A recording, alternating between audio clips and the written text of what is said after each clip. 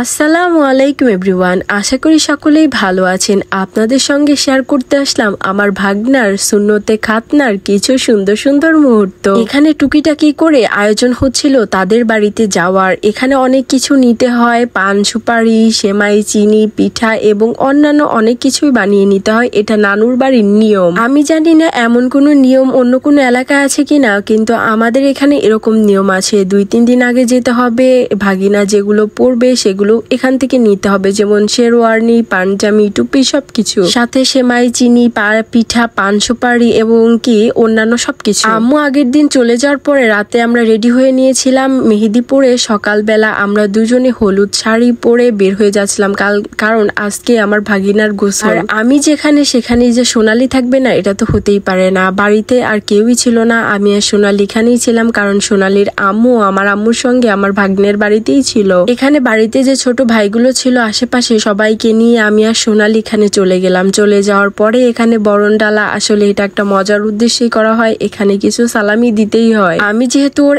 একমাত্র মামি, এই কারণে আমাকে নিয়ে সবার উত্তেজনা একটু বেশি ছিল। আমার জন্য নাকি ওনারা সকাল থেকে অনেক ওয়েট করতেছিল। তারপরে এখানে বরণ করলো, গীত বললো, নাচা গানা করলো এবং কিছু সম্মানীয় নিল। এত অল্প বয়সে যে মামি হয়ে গিয়েছি ভাবতেই কেমন অবাক লাগে। আর এগুলো আসলে একটু মজারই অংশ। এখান থেকে সালামি দিলাম বা সম্মানী যেটাই বলেন, তারপরেই ছেড়ে দিল। গোসলের আগের দিন যেতে হয়। আমাদের এলাকায় একটা নিয়ম আছে, তাদেরকে বলা হয় শুয়ারি। অনেকগুলো শুয়ারি এই বাড়িতে এসেছিল। আমি গিয়ে প্রথমে আমার ভাগ্নের সঙ্গে একটু দেখা করে নিলাম। ও তো সবসময় আমাদের বাড়িতে আমার কাছেই থাকে, আর এখানেও আমার উপর অনেক রাগ করেছিল, কারণ ও অনেকবার আমাকে আসতে বলেছিল। ওর সুন্নতে খাতনা দেওয়ার পর থেকে আমি আসতেই পারিনি। আম্মু যেহেতু এখানেই ছিল, তো বাড়ি ফেলে রাখা আমার পক্ষে আসা সম্ভব ছিল না। তারপরে ওর মান অভিমান ভাঙিয়ে এখানে খুব সুন্দর করে প্লেটগুলো সাজাতে বসে গেলাম। পথে ঢোকার পথে আমার মুখে আবির দিয়ে দিয়েছিল। এখানে পায়েসগুলো আমার জন্য রেডি করে রাখা হয়েছিল, কারণ এগুলো আমি ছাড়া নাকি কেউই সাজাবে না। এমন নয় যে কেউ সাজাতে পারে না বা কেউ পারতো না, এমন নয়। আমি যেহেতু ওর একমাত্র মামি, এই কারণে আমার জন্য এগুলো রাখা হয়েছিল, যেন সবাই চাচ্ছিল যে এগুলো যেন আমিই সাজাই। তো সোনালীকে সাথে করে খুব সুন্দর করে এগুলো সাজিয়ে নিলাম। যেমন আমাকে আটকিয়েছিল, এমন আরো সোয়ারি এসেছিল, তাদেরকে আটকিয়ে টাকা পয়সা নিল। এখানে সেলুনের লোক এসেছিল, কারণ এই দিন সকালে নাকি ওদেরকে চুল কেটে দিতে হবে, হাত পায়ে নখ কেটে দিতে হবে, তারপরে হলুদ মাখানো হবে। এখানে নানুরা, খালাম্মুরা সবাই এক এক করে চলে এসেছিল। সবার সঙ্গে একই ঘটনাই ঘটেছে। আর এখানে আমার ভাগ্নে এবং ওর চাচাতো ভাইয়ের একসঙ্গে মুসলমানি করা হয়েছিল। তো একটু গীত শুনে নিন।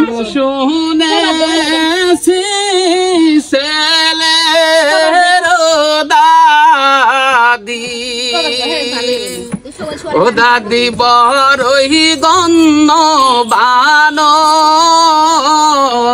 দাদি বকশি দেন মন ভরে গো, আমার দাদি রইলেন কোথায়? দাদি কই, দাদি কই, দাদি কই, 100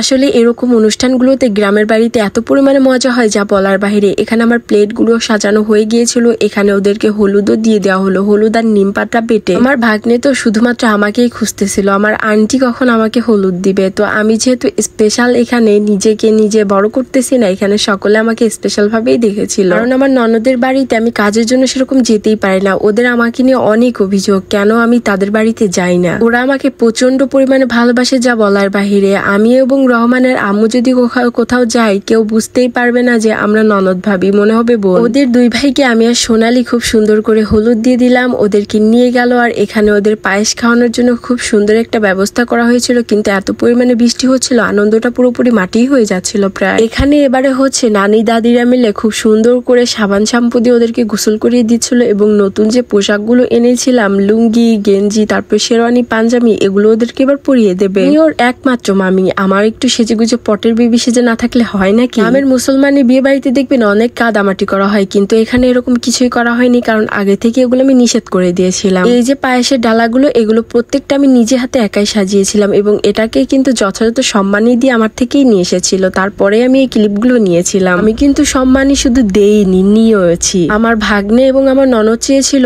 এবং তার বাড়ির সবাই চেয়েছিল এই প্লেটগুলো যেন আমি খুব যত্ন সহকারে একাই সাজাই, কারোর হেল্প না নিয়ে। এখানে খুব সুন্দর করে সাজিয়ে গুছিয়ে ওদের দুজনকে যে শেরওয়ানি পাঞ্জাবি নিয়ে গিয়েছিলাম পরিয়ে বসিয়ে দিয়েছি। প্লেটার গুলো কেমন হয়েছে অবশ্যই কমেন্ট করে জানাতে ভুলবেন না। প্রথমেই দুই ছেলের মা তাদেরকে একটু করে পায়েস খাইয়ে দিল এবং কিছু সম্মানই দিল। তারপরে নানি, দাদি, খালাম্মু এক এক করে পর্যায়ক্রমে সবাই এক এক করে খাওয়াচ্ছিল। পাড়া প্রতিবেশী যারা এসেছিল তারাও খাইয়ে গিয়েছে। এটা হচ্ছে পুরোপুরি একটা আনন্দের অংশ। কিন্তু যখন আমি খাওয়াতে বসলাম তখন একটা স্পেশাল বেলুন ফাটানোর কথা ছিল, কিন্তু এটা সোনালি এনি চান্স ফাটাইতে পারে নাই। কিন্তু পরের বার পায়েসটা একদম নষ্ট হয়ে গেল। জড়িটা ফুটালে পায়েসটা নষ্ট হবে জেনেই আমি সকলের পরে খাওয়াতে বসেছিলাম এবং আমার খাওয়া নিয়ে সবার ছিল অনেক বেশি উদ্বেগ। আজকে সব কার্যক্রম শেষ করে চলে যাচ্ছিলাম বাড়িতে। আর আজকের এই অনুষ্ঠানের প্রথম পর্বটি শেয়ার করলাম, ওর গায়ে হলুদের পর্বটা। এরপরে অনুষ্ঠানের পর্বগুলো শেয়ার করব একে একে। তো প্রথম পর্বটা আপনাদের কাছে কেমন লাগলো অবশ্যই সেটা কমেন্ট করে জানাতে ভুলবেন না। আল্লাহ হাফেজ।